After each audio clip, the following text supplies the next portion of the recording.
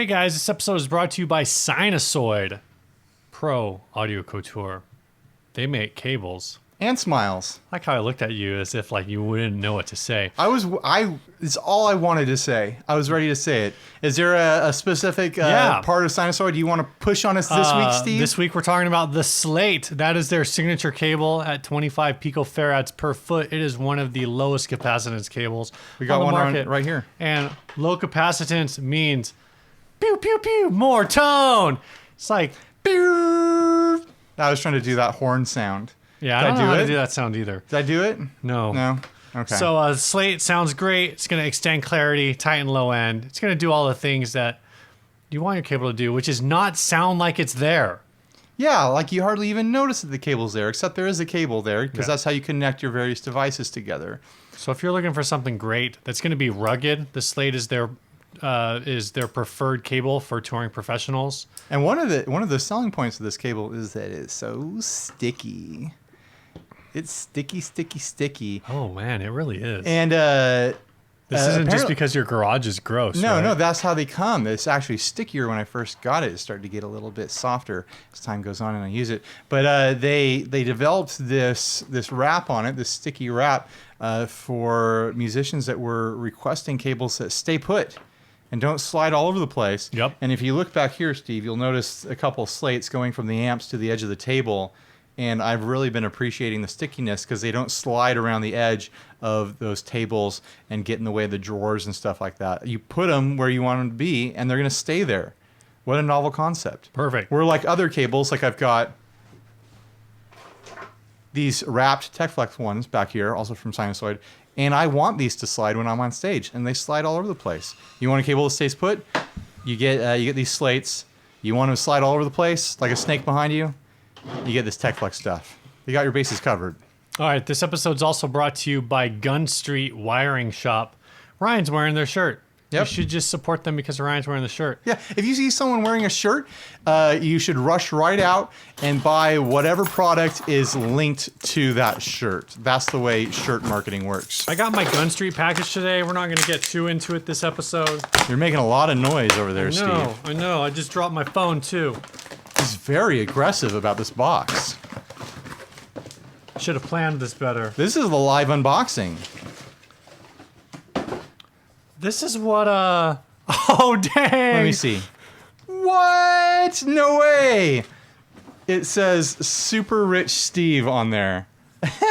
This one's just got a picture of ice cream on it. So apparently they draw pictures on their boxes sometimes. Long live the cone. I think that's a reference to the ice cream cone that I drew on that Mustang when I first painted it. But anyway, this is what this looks like. This is one of their Telecaster kits. This is the other side. I'm going to have to keep these separate because they are different. This one has a tag that says series on one of the wires. Okay. Anyway, point being, this is a freaking really good looking. This is going to slap right in my Telecaster real quick. It's not going to take me any time at all Steve. to install what does yours this. smell like? It's got a smell, but I can't figure out what it is right now. It kind of smells like Christmas in a way. And I'm not making a joke. It's got like this scent to it. I don't know quite how to place that. Anyway, point being, these two kits are kits that aren't on their like standard site. I emailed them. I said, "This is what my pickup configuration looks like. What would you suggest? What would be something that's different, but you think could sound really cool?" And this is what they sent me. Very excited to try these out. I wish I had two Telecasters so I could do them both at the same time. I'm gonna have to figure out how to like install one and then record it and then swap it out and then install the other one, I guess. Come over here, we'll do it. Yeah. I did a video. I did a video. video today. I don't know if you've seen it, but I recorded a guitar with one set of strings on it.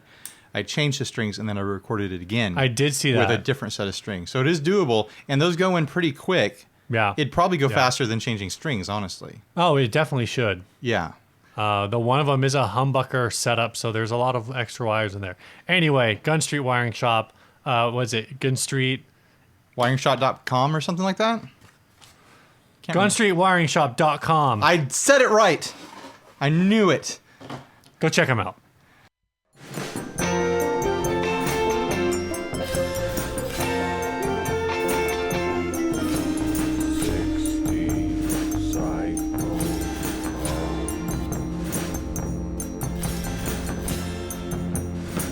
Hey, this is Ryan. And this is Steve, and you're listening to 60 Cycle Hum / watching 60 Cycle Hum, the guitar buying, selling, trading, modding, fixing, breaking, reviewing, playing podcast. Well, you're watching it if you're on YouTube, or you might be watching it on YouTube if you couldn't get iTunes to freaking work, because it's been freaking out lately. I tried to listen to the Gear Slum today, and it did the same exact thing to them. It worked fine for me, man. I don't know, but were you using iTunes? I use the podcast app on my phone. Is it Apple? Yeah, Podcast? Apple Podcasts. Something about the iTunes desktop app has been having trouble. Our podcast didn't work the first day, 2 weeks in a row through iTunes.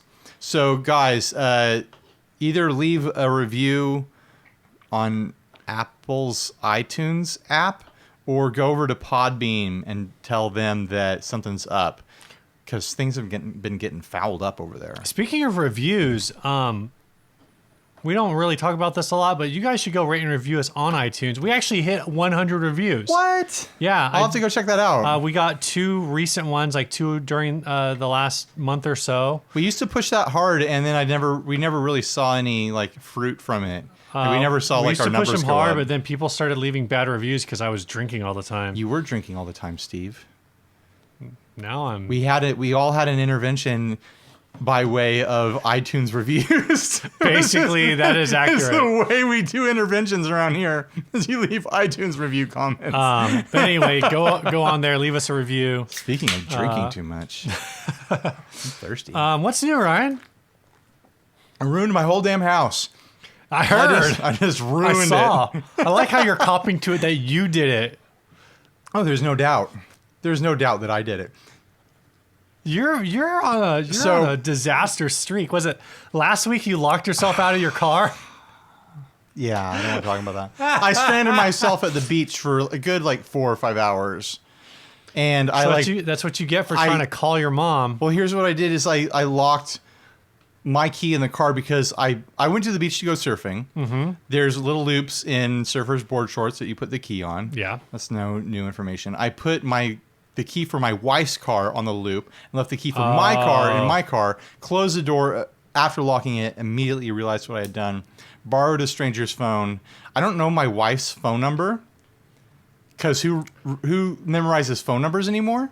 I know my wife's phone number. So I've only got 2 phone numbers memorized. My own cell phone number, so I can tell people how to call me, and my parents' home phone number, because it's the phone number I grew up with. I still got permanently embedded in my brain. So I called them, no answer. I left a message. They never got that message in time. But I ended up going surfing because I figured even if my wife gets the message, it's going to be an hour till she gets here. Right. I got out of the water after a while, borrowed another cell phone, tried to call again, no answer. Then I asked to use the person's Facebook Messenger. Facebook messaged my wife through Facebook. She didn't see that message for another 2 hours. I like how later when you were posting about this, you're like, I should have just messaged Steve. That guy's on Facebook all day long. No, if I should have messaged you, call Lauren, tell her to come get me. So anyways, I ruined my house. The other thing in my life that I've done, it was my wife and I's anniversary, our 10-year. And what we did to celebrate, instead of going and doing a big travel thing or treating ourselves to something crazy fancy, we just left our kid with my parents for 2 nights straight. Right. And we just hung out and went and had decent dinners and stuff like that. So one night I come home, I'd had a few drinks because my wife's pregnant, so she can designate drive every day, all day. I wasn't drunk. I was just, feeling relaxed. I didn't have any responsibilities. I didn't have anyone to put to bed or, brush their teeth or put diapers on or whatever. We had been recocking the sink, so there was no caulk around the sink, which meant we weren't putting any water in the sink. Gotcha. And so we had this giant pot next to the sink that we were putting dirty dishes in. So I threw a dirty ice cream dish in there. Okay. Because I treated myself to a homemade banana split. Still thinking about that. Treat yourself. And I put the sink hose into the pot and started the water, and it's a big pot. I was like, it's going to take 5 minutes for this to fill. I'm going to go use the bathroom real quick. When I come back, I'll turn off the water. I never came back.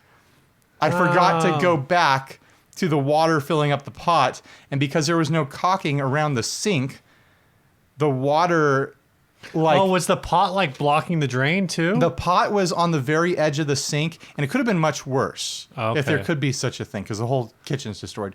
But there could have been a lot more water involved. The pot like is still drained into the sink instead of draining onto the counter. Right.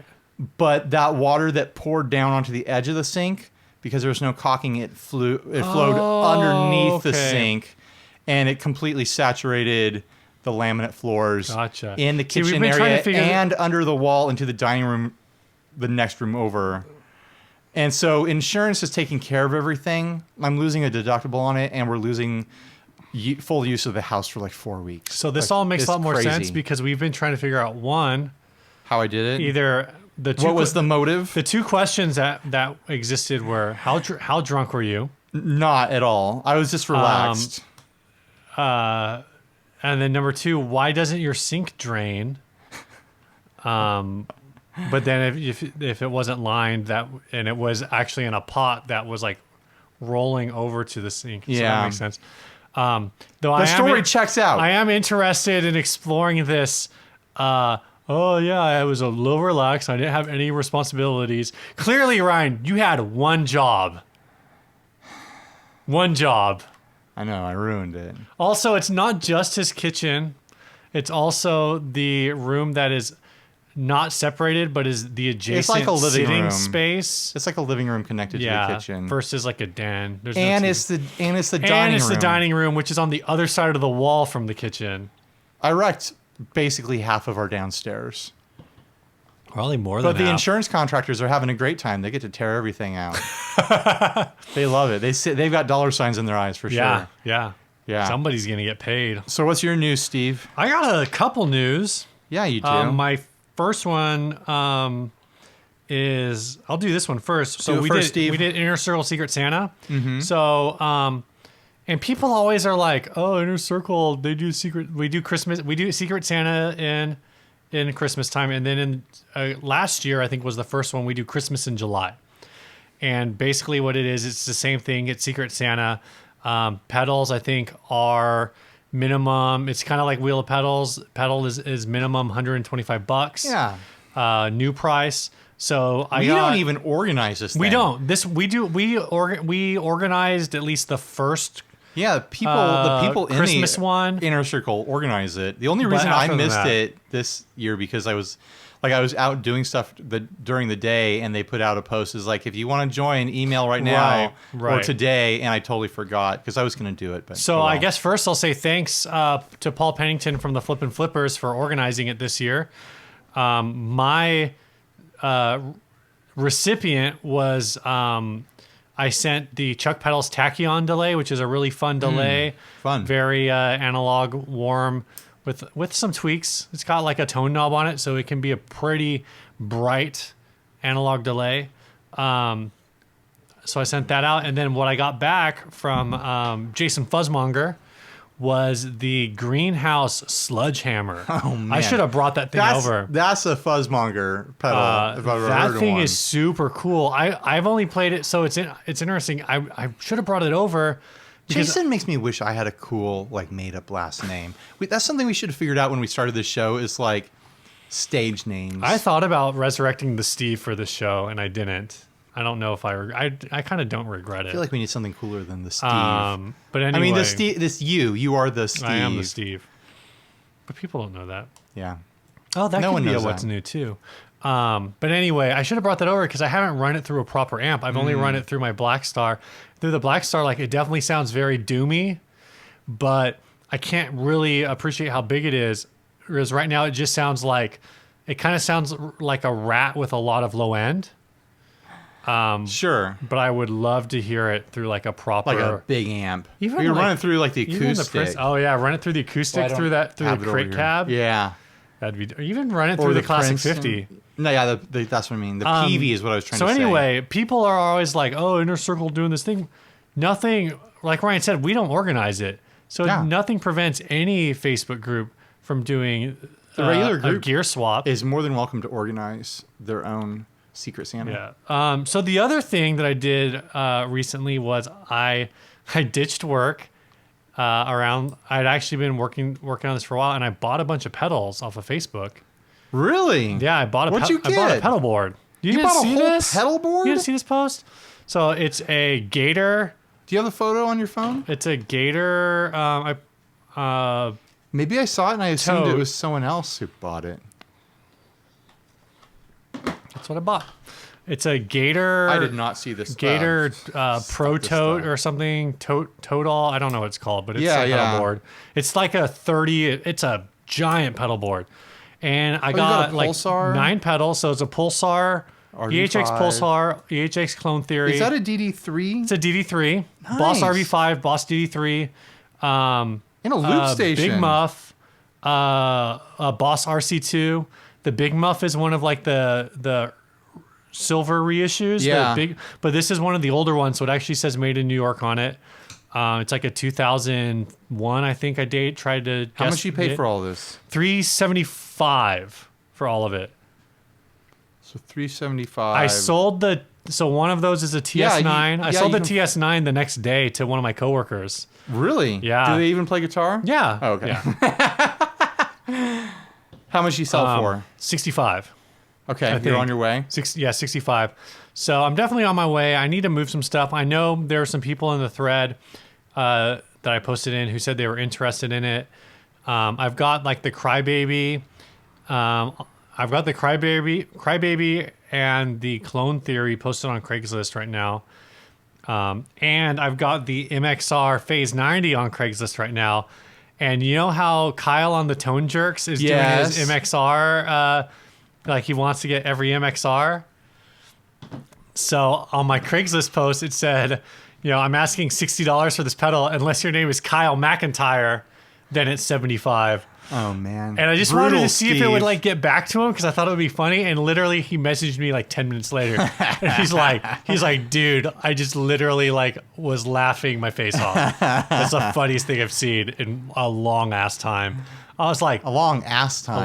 That's like quite a measurement of time. and I looked at it and I was like, dude, that's only been up 10 minutes. He's like, yeah, I just happened to be checking Craigslist right now. You know he's like us. He's on Craigslist. He said it was the day first time he long. checked it in like a week. Yeah, right. Anyway, all this stuff is up for sale.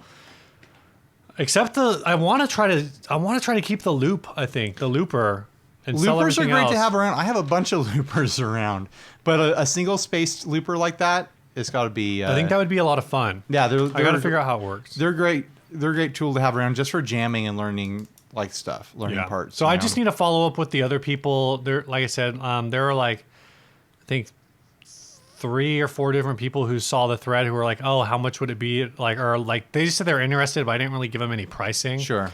Because I need to look that up and I need to get back to those people. So that's that. I think that's all of my new stuff. I'm new heavy this week for once. I know you usually don't have anything new. Yeah. We're 20 minutes into the episode because of all your new stuff, Steve.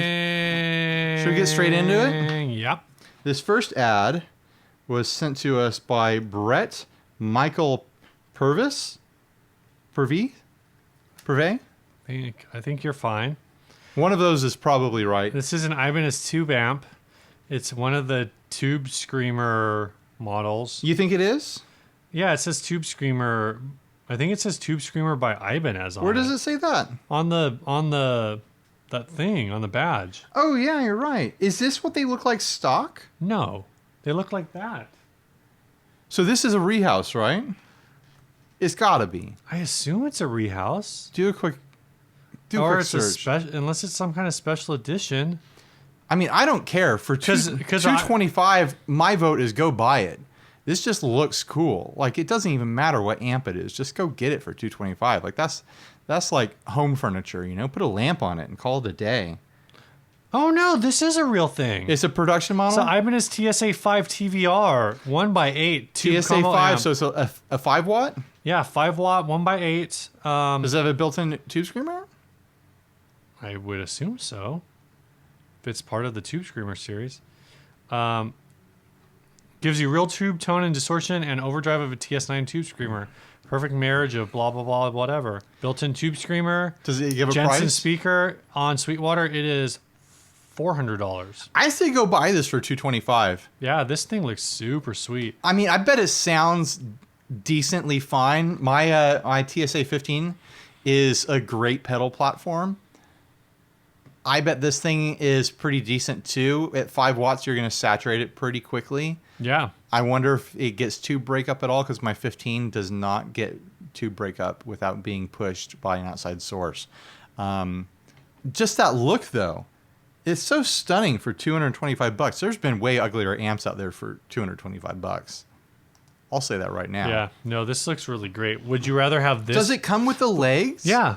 That's part of This it. is a whole package? Yeah, that's crazy. It's supposed to look like a TV. How did I not know about this amp, I've never seen Ibanez? it. I have never seen it. Would you rather have one of these for $225 or a Boss Katana? I mean, it really depends on the application. For $225, I'd put this in the living room. I wouldn't leave a Boss Katana in the living room as like a permanent piece of furniture because, to be honest, they're kind of ugly. They're not a pretty amp. Yeah. They're very utilitarian. This is a pretty amp its uses are more limited. Pretty bird, pretty bird.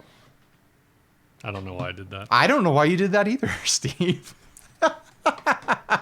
Do you have anything else to say about this? I don't. We have no other information on the ad. It looks like Facebook Marketplace sort of post. But yeah, go buy it for $225. I don't know. Maybe people will say in the comments that these are garbage amps or whatever. But even for the look, just like buy it and turn it into a speaker cab. Yeah, it's really nice. Throw an looking. amp head on top of it. I love the look. All right. Like it kind of makes me want to track down an Excelsior and Right. put legs on it, like one of the Seafoam Excelsiors. Should we get into the topic? Let's get into this topic. Our topic is going to be playing around with this pedal. Yeah. And a wireless system, which is pretty new for us. I turned that one on. Did you turn that one on yet? So we got a box of stuff from Nux. Nux. We're rocking the Nux. There it is. I don't know if you can see it. But we got the Atlantic delay and reverb, and we got their Nux. Does that say B2? Yeah, it's the B2 2.4 gigahertz wireless system. That's the transmitter. That's the receiver. Uh-oh. I think the GoPro quit for some reason. You're recording? What is it doing? I don't know. Is it out of memory? It shouldn't be.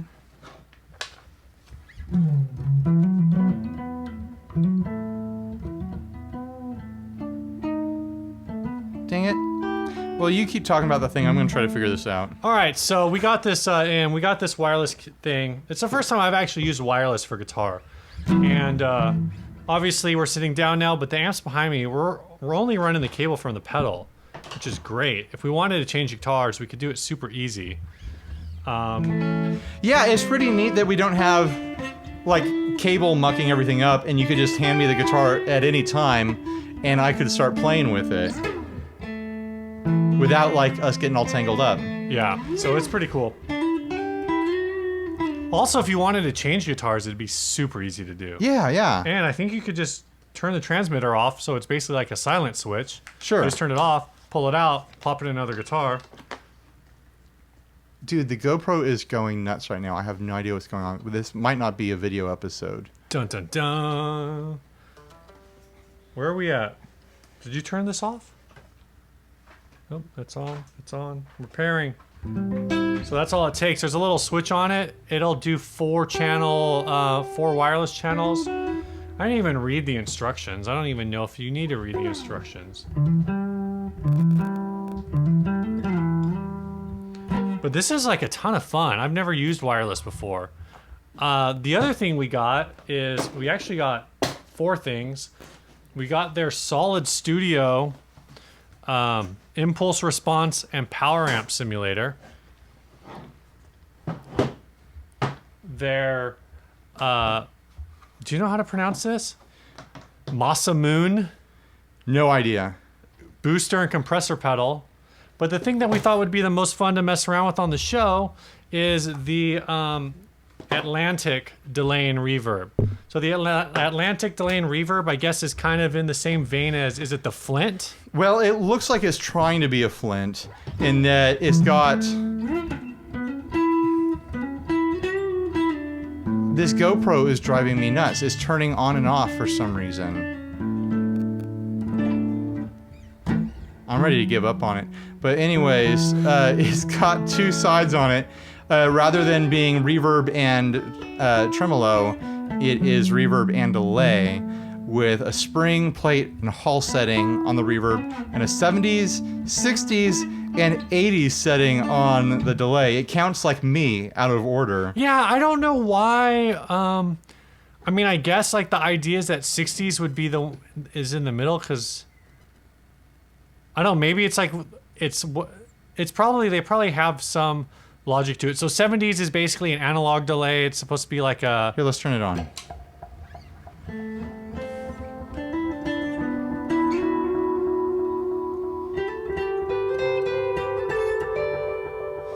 I just realized I didn't check the level on that amp.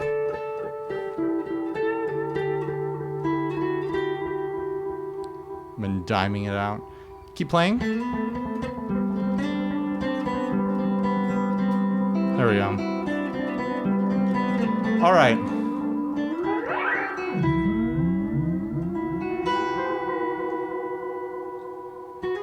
Let's try the 60s.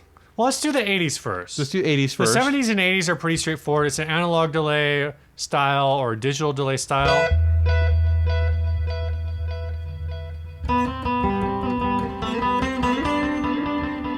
So the 80s is definitely like much brighter and much cleaner than the 70s. Yeah, it just sounds like a digital delay. I like how they all can get weird though. Yeah. I'm not sure if they all... Does this one feed back?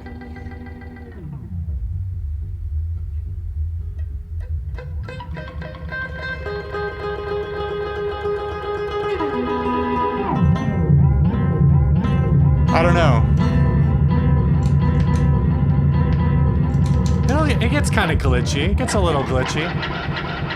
It gets weird. All right, so let's check out the 60s now.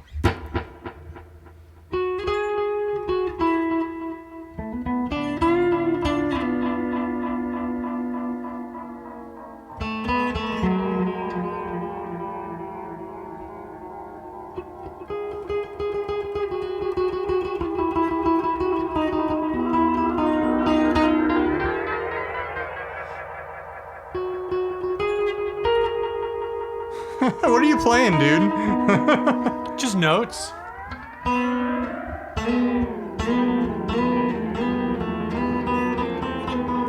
right, let me try now. It's slowing down. Yeah, it's got this weird thing. We couldn't figure out what controls it. When you start the delay... Dang it. Okay, it's off. Now just hit it once. Oh, that's... Oh, you're still in the...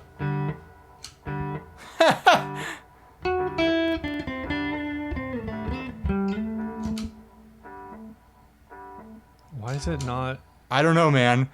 It's an interesting beast. It's stuck in like the tap tempo. But what I was trying to get to... There we go. Okay, there we go. I was trying to get to, like, it does a weird thing where, like, when you rack the time knob, it gets stuck in this weird, like, time modulation.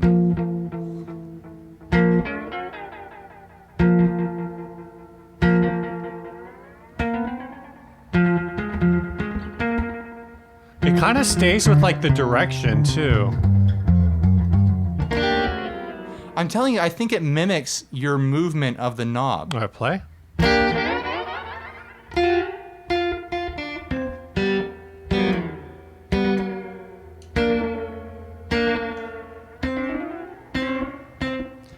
It's pretty weird. Like, if you let it sit for a second, let me check it out.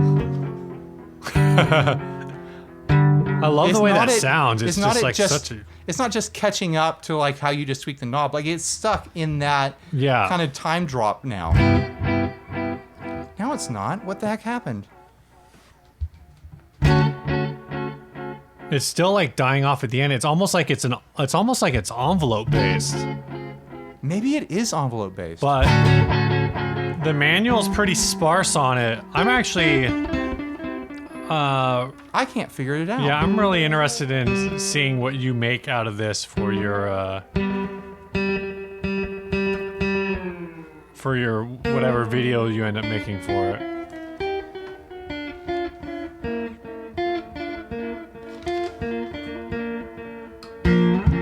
How weird.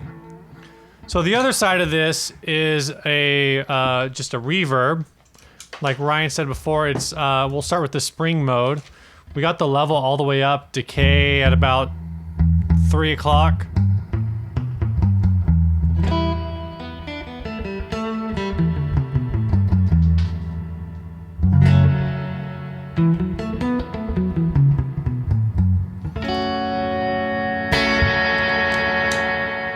One of the things that's kind of cool that we discovered that's not in the manual is, at least on the reverb, when you hold down for the spring and hall settings, when you hold down the on-off switch, it goes into like an infinite sustain mode. Yeah. Which is really cool. But in the plate setting, it does something else.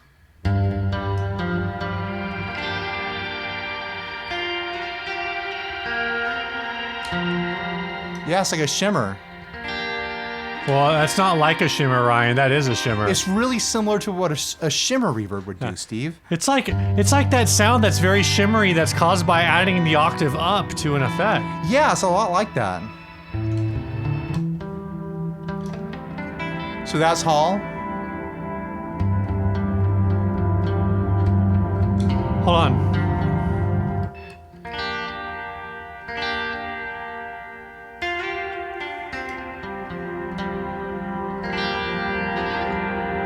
Yeah, in hall, it's the same thing. It's like a hold. I was trying to figure out if it was a hold or if it was like a modulation mode. Yeah, it's a hold. But it's just doing a hold. Let's go back to that spring.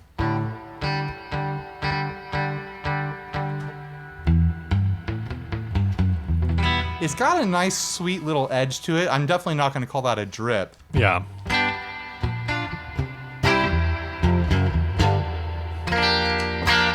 But it would be a good substitute for like an amp reverb or an amp that doesn't have a reverb.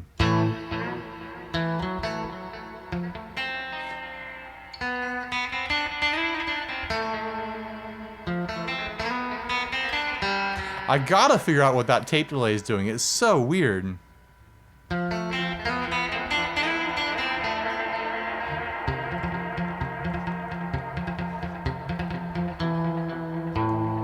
It sounds pretty good. What's the price point on these things? Do you I have no idea. I actually did not take the time to look that up. I probably should have, because that would have been a good thing to do. The Nux Atlantic. There's one Mitten box on Reverb for, let's see, $150. It sold for. That was a used one. I'm not actually seeing. Oh, here's one at Thomann, out of stock, or Thomann, out of stock for $145. It sounds like they hit the 150 mark. And I'm getting an Amazon link open it for $149.99. Man, I hate to say it, but like for $150, it sounds pretty dang good. And it's like a really well put together like case. It looks really good. It's beefy. There's nothing about this that looks or feels cheap to me. No, it feels really solid. It has a lot of really crazy like digital routing options too. Like right now, are we still in parallel mode? No, I actually switched it to serial mode. So you can run the two effects in parallel, so your reverb doesn't get in your delay and vice versa, which is a pretty neat concept. And there's a bunch of other stuff. There's a USB you can plug it into. There's stereo out on it. There's a line level switch on it as well. So you can select +4 versus to increase it says if the input signal is too loud, switch to +4 to increase the headroom. So that's just changing your input impedance. I'm gonna try to figure out how to play our intro. I'm almost there. Ah, screw it. Go ahead, Steve. What? I don't even know how our intro goes anymore. Is that our intro? Yeah, that's our theme song. Oh, I hear it now. I hear what you're doing. Should we talk about the other stuff they sent us? Well, I talked about it briefly. I named them all. We've got the... don't open them. They're too hard to open. The Solid Studio. The we did camera's this. not running It's right the now. Solid Studio Impulse Response and Power Amp. I've said all these things. Did you? Right? I wasn't paying attention. I was It's probably when you're distracted messing with the camera. by the camera not working. I'm going to turn off the pedal for now. Ooh, shiny. I keep wanting to like unplug the guitar, and I realize I don't have to. Oh, this is cool. So I didn't realize what exactly was going on here, but this is really like quite a power amp simulator. So I don't exactly know what all it does, but the it's basically got cab selection. So you got so it's a impulse response and power amp simulator. But one side is a bunch of cab choices. So you got JZ 120, clearly that's a hip hop setting, JZ 120. Good joke, Steve. DR 112, which I don't, the Deluxe Reverb 112. BS 410, which is, presumably a bass 410. What do you think A212 is? I don't know. You'd have to look at all the info for it. TR 212 is twin reverb. 1960 would be a Marshall 1960 cab. GB 412, I'm not sure. And V 412, I'm not sure what those two would be. I don't know if... I'm pretty excited to explore this thing as a possible... oh, here we go. Direct into the board situation at church. BS 410 is a Fender Bassman. A212 is a Vox AC30. GB 412 is a Celestian Greenback, and V 412 is Celestian Vintage 30. And then the other side of it is a bunch of microphone simulations. Yeah. So that's real cool. And then there's a switch for center mid-edge placement. Mm-hmm. And then three different tubes for the preamp. It's pretty wild. Like, you get a preamp simulator, and you get a speaker and mic emulator, and there's a bunch of settings on the back. I mean, you got all sorts of stuff here. You have an XLR out. So it says I could run direct into the board at church without a direct box. Yeah. Man, I wish I knew we were going to get these 3 months ago. I wouldn't have bought that Palmer. What if the thing you got is better? We'll have to that's true. do them head to head. Head to head, yeah. I'm all flustered now because that camera pissed me off. But anyways, you got a line to speaker level switch, a plus 4 dB and a minus 10 dB switch. Yeah. Throughout TRS output, and of course an input. I was watching videos on this thing when we got the email that it was on its way. Oh yeah. It's like it's pretty ridiculous. Like all the things that it does, it's a real problem solver. Yeah, it sounds really cool, and it can use third-party impulse response Should files. I plug it in and see what it sounds like right Sure. now? I mean, we're here. Might as well do it, right? Would I do output TS? Yeah, output.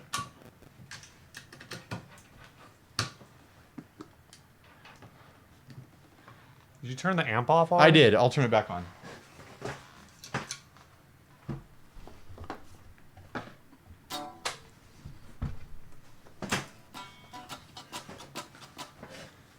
Look at this.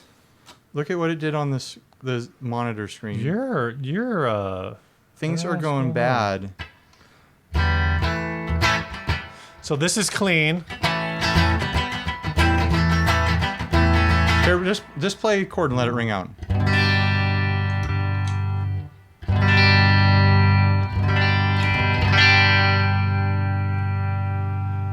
That sounds pretty good. So that's just the built-in amp simulator, basically. Let's change some tubes on that.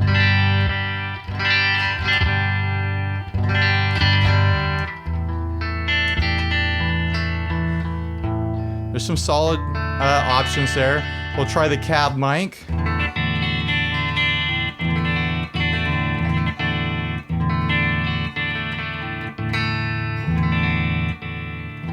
I mean, there's so many options here.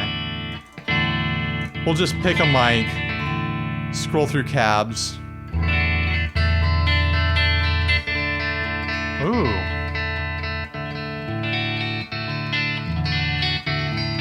Yeah, there's definitely some stuff that stands out, you know? You got to go deluxe reverb through Princeton Reverb.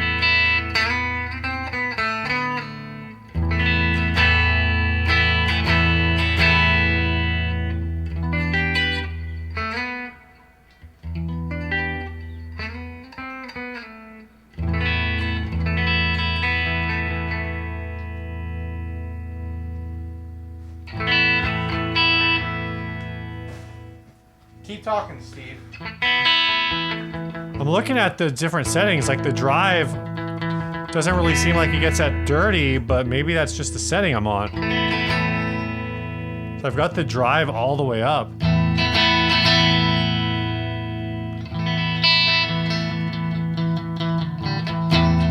But that could also just be a misunderstanding of what the labels are supposed to be doing. So who knows?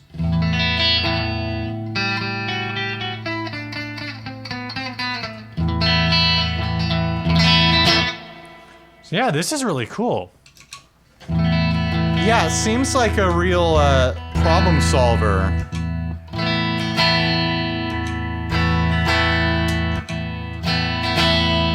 And like a make-gooderer sort of situation, you know? Yeah, it's got just a lot of options.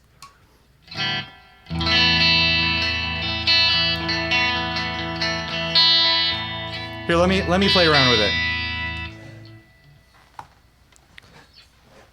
Oh, let's see what I can do. It's really bright right now. Yeah. What did you do? I'm on the vintage, whatever. So this is like it's supposed to be a twin reverb.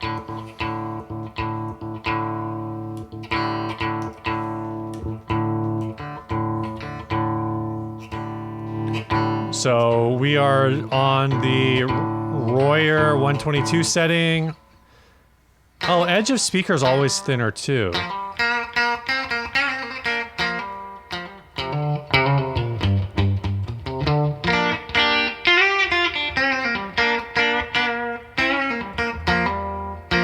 Let's see what it sounds like. Just turn everything off like midway of me playing.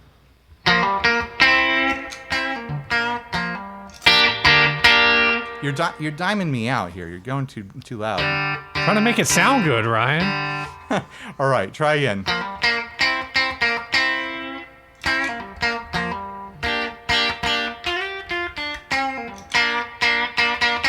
I mean, you can definitely shape tone with it. It's got some really interesting settings here. It's more like a subtle sort of like tone shaping pedal. Well, and we're running it through an amp, which in a sense like really does defeat the purpose of it. The real test of this thing is going to be running direct out of a board into the church, out of my pedal board into the church's mixing board, and seeing if it's like has an amp character to it, or if it just sounds, you know, like sterile. Do you run like the running Katana at church most of the time? No, I mic it.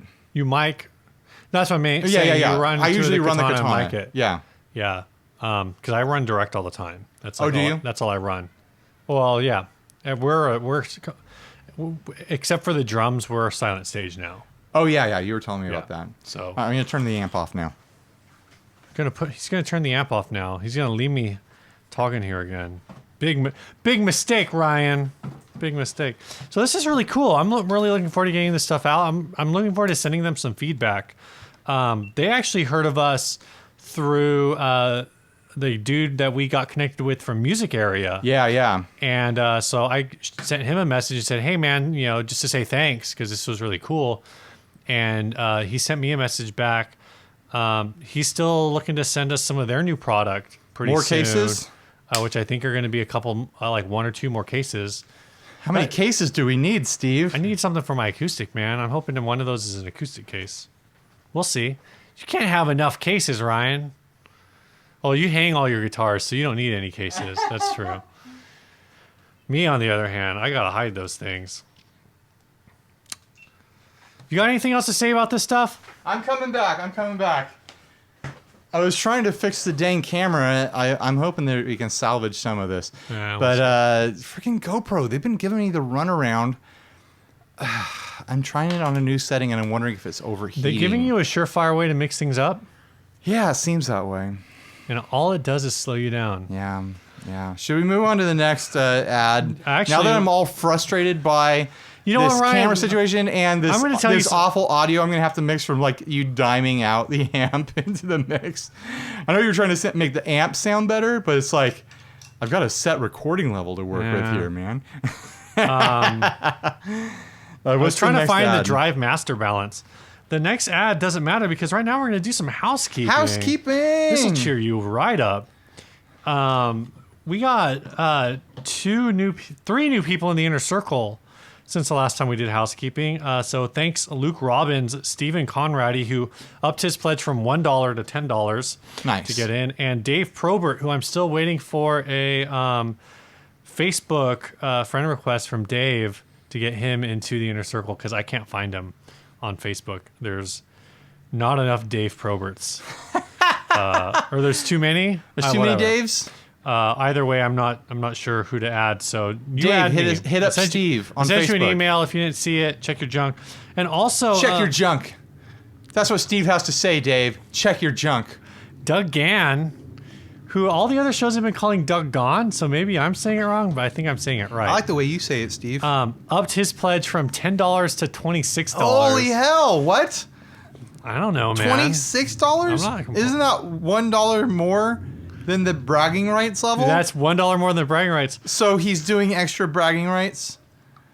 It's like he just wanted to be able to rub it into our other bragging rights guy's face. Oh, this is so stupid. Why are they doing this? They must really like us. I guess so. I mean, we're going to use that money. I'm thinking about using Inner Circle money for an air conditioner in here, honestly. Oh my gosh. I was just dying. Just get a space heater for I'm dying right now. Get a space heater for the winter and an air conditioner for the summer. We don't need a heater in the winter. It doesn't get cold enough. We can put a sweater on. But like, it's been hot in here when I'm trying to record video. It's hot in here right now. You might not think so, but I'm dripping. I'm okay. I was in a clean room all day today, so this feels nice. Well, I was a dirty boy in a dirty room all day.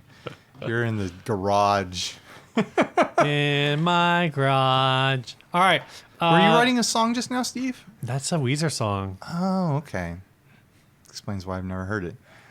I thought that was a single. I've heard it. I'm joking. I'm pretty sure you've heard that one. I'm joking. All right. Anyway, this is a bad joke, I know, but if you wanna check out, find out how to support the show, whether it's $1 or $10 or $27, search for us. You want someone to do $27? Search for us on this is ridiculous. Patreon. That's our preferred. We'd still do patronage through Podbean, but what we've seen is that Patreon is definitely the way to go. It's the easiest way. It's the easiest way to organize information, isn't it? It really is. I still have to hit people up to get their t-shirt sizes, but at least the address is already there, so I don't have to chase that down. It's all just a lot easier. And so that's it, I guess. Also, when you join any level above the $5 level, I eventually someday send you merchandise.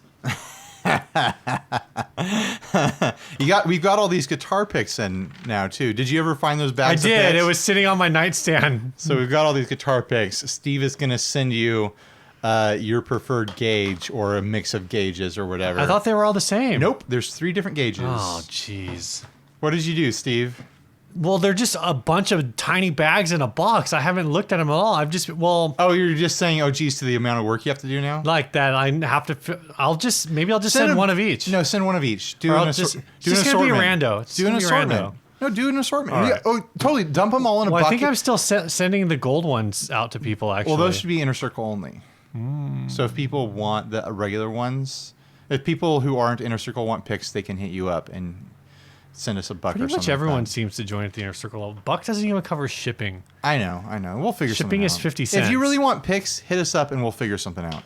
If you really want picks, buy the shirt package and I'll throw some picks in there. There you go. Buy something else. $25 for a shirt, 3 stickers, and some picks. There you go. I need to get more patches ordered too. That's why I didn't say patches right now. All right, this next ad is was sent to us by Alan Sisson. It's a Squier Jazzmaster / Jaguar What is your preferred pronunciation of Jaguar? I go for Jaguar. Jaguar. Jaguar? But I know that another correct pronunciation is Jaguar. Jaguar. But Jaguar is never acceptable. Jaguar. I don't know. Never ever. None of it matters to me. Never ever say Jaguar because that just makes you sound awful. All right. This is a Squier Jazzmaster Jaguar. See, it rhymes with Squire. Hey, get out of my garage. Hello, it's a Squier Jaguar. Hello. Oh my gosh. Not a Squore Jaguar. But the spellings are completely different. Guitar/bass. There's no U-I-R-E Double in neck- Jaguar. double neck guitar. You almost made me do it. Yeah, this is a double neck. $280 for 2 guitars, basically, for a guitar and a bass. For sale, homebrewed strangeness Franken Squier Jazzmaster Vintage Modified and Jaguar short scale bass joined by What do you like most about this pocket guitar, holes Steve? and Tight Bond 3 glue. I like how he listed what glue. With heavy clamping pressure, sturdy and weird as it gets. Asking 280 OBO will trade for bass amp, power amp, 500 watts plus preamp, jazz bass or precision bass. What do I like most about this? Yeah, what's your favorite part of this, Steve? I like how This double neck Jaguar jazz my bass. favorite thing is that the pick guards are interlocking. They are interlocking. They are connected. They're traveling over each body. I think I love the whole thing. I think my favorite part is that the nuts are lined up with each other. Like it's not the bass neck isn't way longer than the guitar neck because they're like two offsets that are The like bass neck is actually because of what you're describing. The bass neck is actually the fretboard portion of the neck is shorter than the guitar portion, ever so slightly. I think it might be a trick of the lens. To me, it Maybe. looks like the nuts are almost exactly lined up. But you could be right. They could be offset a little If bit. it is, if they're, I mean, yeah, if it's very close. There's so many impractical things going on here too, because the necks are parallel to each other. Sometimes with double necks, like the necks kind of like spread out from each other a little Right. bit to give you room between each neck. These are so close to each other that it looks like tuning the low E on the bass might be a little tricky, like getting your hand jammed down in there because you can't reach over it. You know, you've got to reach behind it or around it to tune it. I think that the trim bar coming off the Jag hanging over the bass bridge is Yeah. a little bit problematic for playing.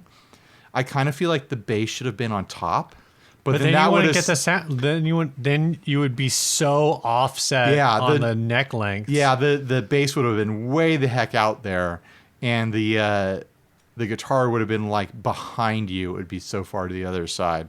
So I see why they did what they did. 280. Yeah. If this was local, I would sit there and think about this for a while. Really? I wouldn't buy it, but for 280, you've got 2 buckets of parts here at least. I would think You about got it. 2 serviceable necks.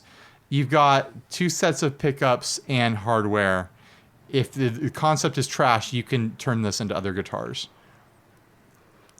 I mean, yes, but I don't know. I can't. I don't think I can roll with this. It's a little. If it was local, I'd be like, oh, that's interesting, huh? I might hem and haw. If it was a Telecaster on top, you'd be into but this. at the end of the day, I don't. If it was a double humbucker Telecaster on top, you would be all about this. It's It would be the Steve special. Oh my gosh, I'm not. Anyway, I don't know. I like the execution. This is, I mean, I guess price wise, maybe it is sort of there. The bass is, I think, like one of the $150. Oh no, it says it's a Jag bass. It's got that painted headstock, dude. Yeah. I don't know how much they go for, but it's classy looking. I mean, the part of it that survived this experiment. I don't like the pickguard material on the Jaguar. I would probably continue. Here's what I would do. Go I all would, black. I would recut the pickguards. I would do a black pickguard on the Jaguar. I would do a blue pickguard on the bass. So it would be like this back and forth thing. Because the Oh. Jaguar is this light sonic blue, and the bass is all black. The bass is a Jaguar. The bass is a Jaguar bass. The guitar is a Jazzmaster. You're right. I am right. Oh, gosh. I'm all flustered still from that stupid camera freaking out. I hope there's salvageable footage. There is is. all I got to say. Yeah, it's all going to be garbage. Oh, man. I got to get a different camera. This GoPro situation is not working out. You have anything else you want to say about this? So No. for 280, you wouldn't look at this with longing eyes for a little bit and like think about it practically and then give up? I mean, that's what I'm saying is like I would maybe look at it for a while, and then as soon as I really like sat down and like thought it through, I'm like, what would I ever actually do with this? Right. And that would be the end of that. I know you really want me to love this. It's just not going to happen. It's okay, Steve. You don't have to love it. Should we tackle the topic? Yeah, this next topic was sent by Matt Tobin. I'm just still pissed about this camera that it stopped working when we were playing with the pedals. It's like it did it to me on purpose. Yeah. Okay, give me the topic. Is the guitar community these days more concerned about gear than the music that is made with it? I mean, this is a total valid question, and I think we spend so much time in the gear community, and we're not spending any time in like a songwriting community or like trying to pursue being rock stars or whatever. Right. Like playing and like pursuing like a live music community. Like it could definitely feel like the emphasis is more on the gear than it is the actual music right now. I mean, what's your hot take on that? I mean, I think it really depends. I think definitely in the circles that we run in, there's a heavy emphasis on gear and like, oh, I made this cool sound and whatever. And it, it's the classic complaint when Earthquaker came out with the Rainbow Machine. Everybody was like, oh man, this is the coolest pedal I've ever heard. How do you use this? It makes so many cool sounds, but like, what do you do with this? Right. And so I think there is that question, and people do spend a lot of time like chasing a sound and not, developing their own sound or I have a couple different angles, I guess. One is like I've never, for myself personally, like I've never been a music maker. In the sense of like I've always been a collaborator. Sure. I've pretty much like... You've never been like a songwriter. Yeah, so for like the bands that we were in together, which would be 99.9% of my non-church playing experience, I wrote almost all of my own bass lines. I wrote almost all of my own like guitar parts within the structure of the song that existed. So in that sense, like I never was like necessarily like there were some songs that we did in the Morning Glass where it was like at the time that you introduced the song, I had a wall on my board and I used it on that song, and then all of a sudden I was like, crap, I'm stuck with this pedal now. Now I have to haul a wall everywhere. And within those confines, like it's weird to think about like the idea of like the effect driving the song, and I know guys who do that, who like they get something that sounds really cool and they can't wait to figure out how to use it, and that's always been a little bit of the driver in music. I mean, you think about like classic like tape delay or the tape modulation sounds like flanger and coarse and whatever things that were done with tape, like. It's just somebody going like, oh, like as the tape... What happens if we turn this? Yeah, as the tape gets older, it starts making this sound. What happens if we like fake it out by like pushing on it? Right. Like, what if we touch it? What happens when we Where are you touch going it? with this? How is this connected to the topic? I'm saying that like the idea of like, oh, we're going to get all these effects and then I get something that sounds cool and that's going to inspire me to write something. Like that's a semi-real thing. And it's always been kind of a thing, people wanting gear, but there definitely is like a very heavy focus now on gear and definitely not as much of of people like making stuff. And aside from Rob Chapman, oh, I already forgot. Never mind. I was gonna say, aside from Rob Chapman, I don't know like the name of any of the bands that any like YouTube demo artists are in. But then I forgot the name of his band too. So literally, like, I don't know the name of his band. I actually. It starts with a D and it's weird. Doge. Is it Doge? What about Joe Branton's band? Oh yeah, that's the only one I know. Polymath. Yeah, because they're dope. Yeah, every time I That listen, band is sick. every time I listen to one of, I hope you're listening right now, Joe, because every time I listen to one of his tracks, like he posted a video or something like that, I'm like, I want Dinosaur Ghost to play a show with them. Like it's it's like the genres you'd never think they're like would work together, but they're kind of the same thing. Right. Like this aggressive, instrumental sort of like guitar rock. Like right. I think a show with our two bands would be a lot of fun. Well, either you have to go there or they have to come here. Oh, it's never going to happen. It is never, ever going to happen. But I just think it would be a blast. Yeah. I don't know. And that's not like a knock on any of the demo guys. It's just that, like, you know, I don't think about the music that they're making with the gear. Go listen to a Polymath song. Yeah. And then go listen to... Not the Scottish DJ. Go listen to Jeff Goldblum by my band, Dinosaur Ghost, and tell me that our two bands couldn't coexist in a show. Like, it makes sense. I don't know how we got on this topic. I don't know. So anyway, what do you think? Do you think there's too much emphasis on gear? There's another person who's in the gear industry that you know the name of their band. Who? Me. I don't think there's too much of anything. I think wherever we happen to be is the right place at the right time. That's just like nothing needs to change. It's gonna change.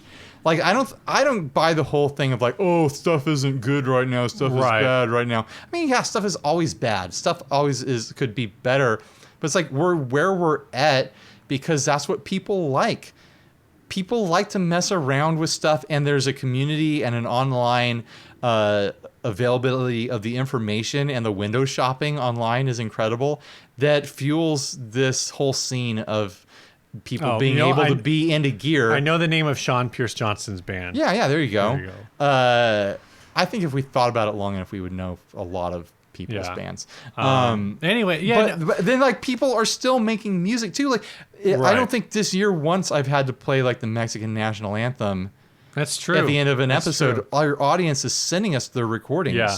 Like, people are making music. Not that that's a real metric of whether or not people are making music, but it's out there. And there's music. Music is happening, and you know, like concert attendance is up. Like, is it? I have no idea. There was some article a while back saying like concert attendance in the last year is up like 20% or something like that. People like music still and are making music still and are excited about music. Like, not everything is doom and gloom. Yeah, I think some of that too, just more broadly, is there definitely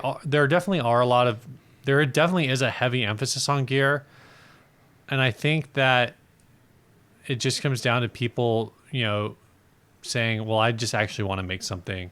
Right. And you can use the gear that you have. I mean, totally. No one is forcing anyone to buy any gear.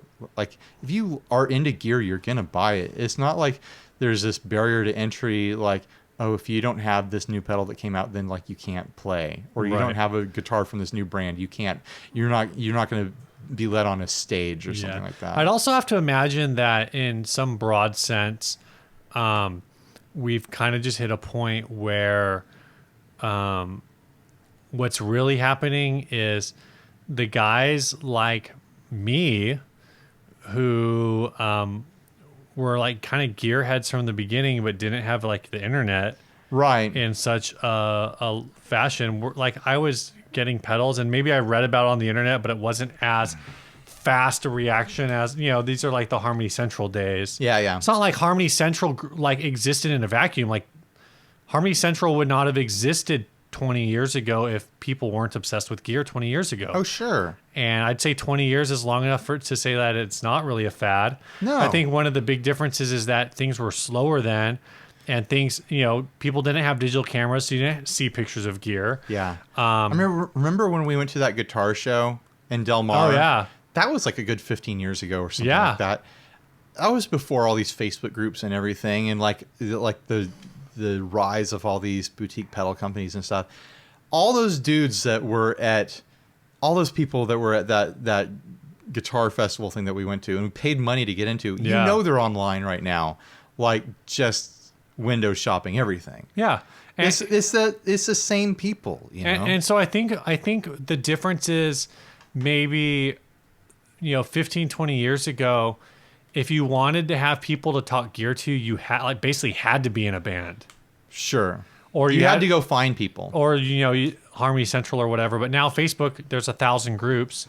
Yeah. Instagram, you follow all of your favorite pedal picture taker people, whatever. Yeah. And again, versus like a long time ago, like if you wanted to talk about a piece of gear and how good you thought it sounded, like you just had to start a band and use it.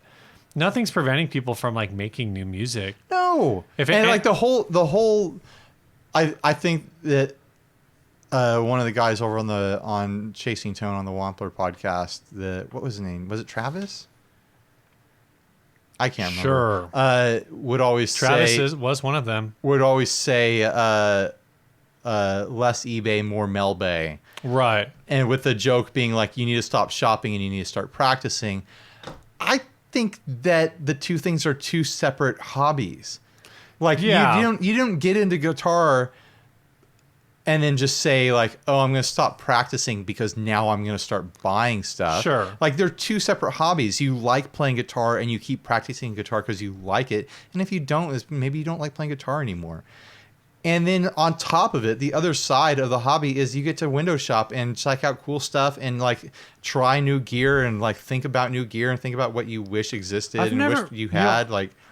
I've honestly never even thought about it the way that you just explained it, but it's like someone saying like, "Oh, you want to get better at skiing? Stop buying lift tickets." Like they're they're related, but it's like buying lift tickets doesn't mean you're not spending that time skiing. You're spending that time buying the thing that gets you the. I would time say even more abstractly, it's like saying, "Oh, why do you collect baseball cards? You should just be playing baseball." Yeah, it kind of is. Nothing is a perfect metaphor for it, but it's driving home the point I'm that just it's saying, like I think if you want to get better at skiing, don't you have to buy lift tickets? Yeah, you have to have but guitar gear. If you want to get better at guitar, you don't have to buy more gear. But you do have to have gear to play guitar. Right. You can't play guitar without a guitar, you dinguses. So what you're saying is there's a minimum barrier to entry. Yes, and a lift ticket is a minimum barrier to entry. Right, okay. But unless you're hiking up the side of the mountain, which I don't recommend. That sounds like a lot of work. Carrying your skis. Yeah. Hey, why would you have skis? You spend all your money on the lift ticket. No, but you get what I'm saying. It's totally part of the hobby. Yeah. But it's a different part of the hobby. Yeah. And it doesn't mean because you're doing that you're not doing the other thing. Mm-hmm. And it could be just like a cerebral, like it's a side that is, it's a different kind of creativity. It's like saying you need to stop spending so much time eating and more time cooking.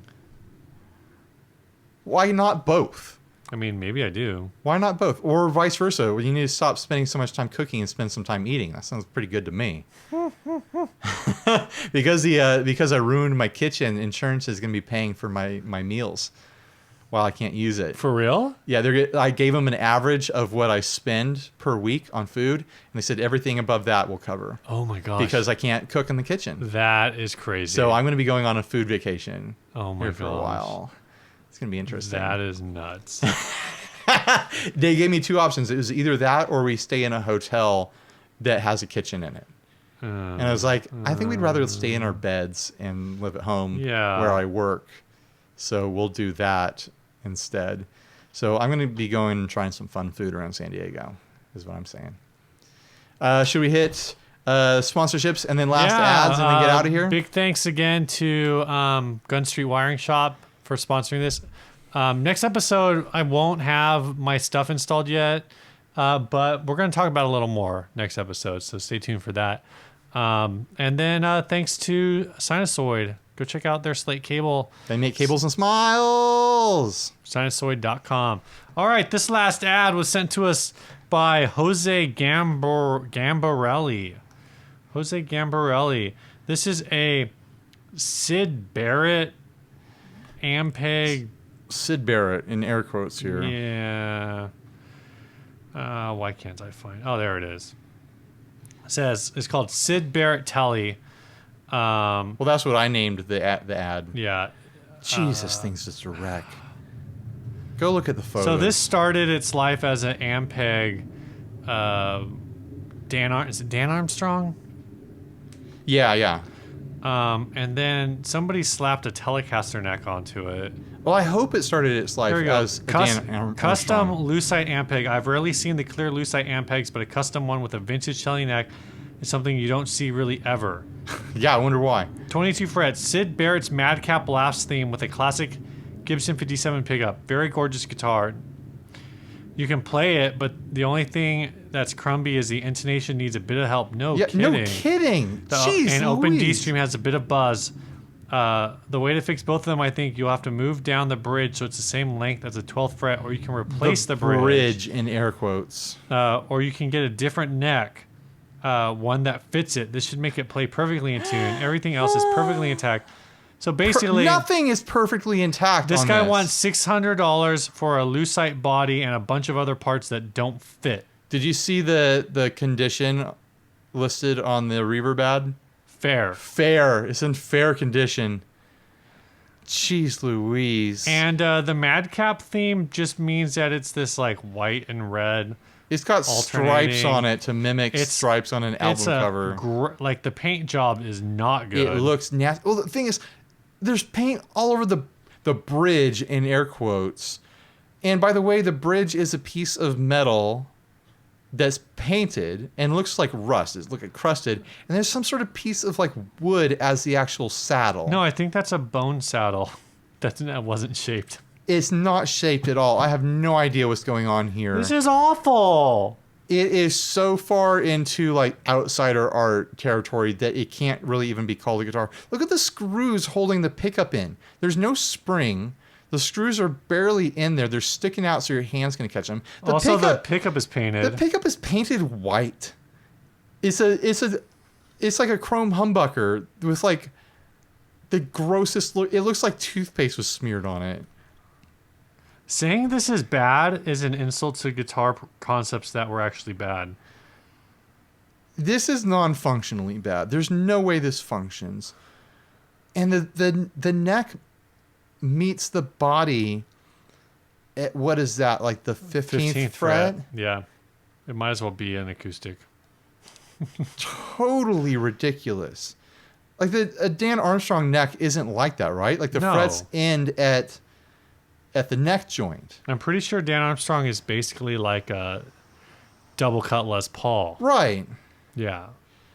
There's no way adjusting the bridge intonation is going to make this guitar playable. Like the neck is in just completely the wrong place. The only reason to buy this is to get the body and salvage the body. Also, this says that it's a vintage neck. I'm not actually sure that it is. I think it's just it looks like a parts neck. I think it's just a trashed neck. It doesn't look like it's anything. I can't do this anymore. It hurts to look at. I'm not even like a big fan of Dan Armstrong guitars, but this just hurts to look at. This is a tragedy. And what is he charging? Like $800? $600. $600. I don't know what the body's worth. For shame, sir. But it's crossed out from $2,400. Yeah. He was trying to charge $2,400 and now he's charging $600 plus $80 shipping. What a deal. You can ship. The body is indestructible. You can ship this without a box. Without insurance, it will get there. The rest of this could crumble and fall away, and you don't want it anyways. How much do you think just the body is worth? I don't know. If I was shopping around to build a kit around a Dan Armstrong body, I'd hope I was spending like $200 or something like that. I know they can go for big money if they're complete. Yeah. But it'd be a big chore to track down original parts. Because people don't part out Dan Armstrongs. Yeah. That's like the other thing. People don't part these out. Like, what was this person thinking? Maybe it. Well, yeah. It's possible that the rest of the guitar was damaged in a flood because the body would survive and nothing else would. Right. It's just so like not. It doesn't. It makes me angry. This whole episode has made me angry, Steve. The camera not working. This guitar. Is this gonna carry over to next episode? I hope not. Jeez Louise. I think it's because I was asking the camera to do too much. I was monitoring it wirelessly with the phone, and I had a battery plugged into it. Isn't that normal, though? But I'm running it at a higher frame rate than I did on the previous episodes to try to fix another issue that we were having. Oh, right. All right, let's get out of here. What's this song, Steve? This song is sent by RJ Smith from Teletalks, the YouTube channel / Instagram guy. He says, here's an original song I did with my Marshall Class 5 combo with various pedals, but mainly the Keeley Caverns version 2. The drums are a bit rough, but it's a demo essentially for a project I'm working on. Anyway, thanks for inspiring me to create always. Track is called Merry Go Round at Teletalks on Instagram. All right, later, guys. Bye.